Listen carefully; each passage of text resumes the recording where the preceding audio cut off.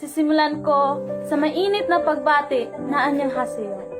Annyeonghaseyo, yan ang palaging bungad sa akin tuwing ikay aking pinapanood.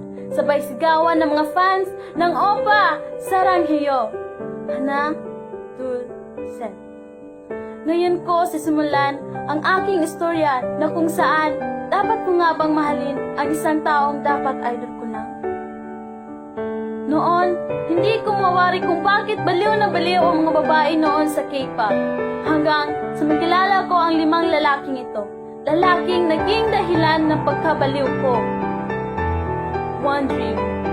Yan ang pinagsimulan ng lahat. Hindi ko alam kung bakit pinanood ko ito.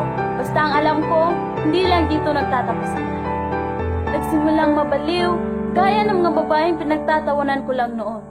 Hindi ko alam kung anong gayuma o inkatasyon ang binigay nila sa akin. Basta, nagising na lang ako isang araw. I need more of them. Kaya, gumawa ako ng iba't ibang social media account. Weverse, VLive, Twitter, Instagram, Kakao, at marami pang iba. Mga application na hindi ko alam na nag-i-exist pala. Bakit walang subtitle? Asan ang subtitle? Mga linyahan pag walang subtitle na nilagay sa video. Naging feeling Korean, nanonood ng mga videos kahit walang naiintindihan. At tatawa na lang pagkatawa si Poging Oppa. Hindi ko na alam kung ilang notice ni Oppa na ang nai-comment ko para lang manotice niya. Mas inuuna pa yung pag-scream at pag-boto kaysa sa module ko na ipapasa na kinabukasan. Araw-araw, mga tugtog niyo ang aking pinapakinggan at nagmumukha ng ang tanga pag nakikisabay ako dito. Ngunit may isang tanong na gumugulo sa isip. Dapat nga ba kitang mahalin? At dapat idol ko lang?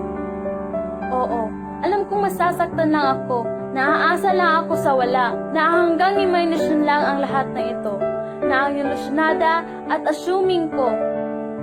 Ngunit paano kita hindi mamahalin?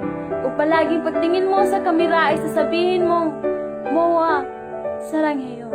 Sabay wink at finger heart kahit hindi ka naman marunong mag-wink. Wala atang oras na hindi mo sinasabi ang salitang iyon. Mga salitang nagpatibok sa puso ko. At alam ko kung saan hahanto ang lahat na ito. Nagsimula sa one dream at magtatapos ding hanggang dream na lahat.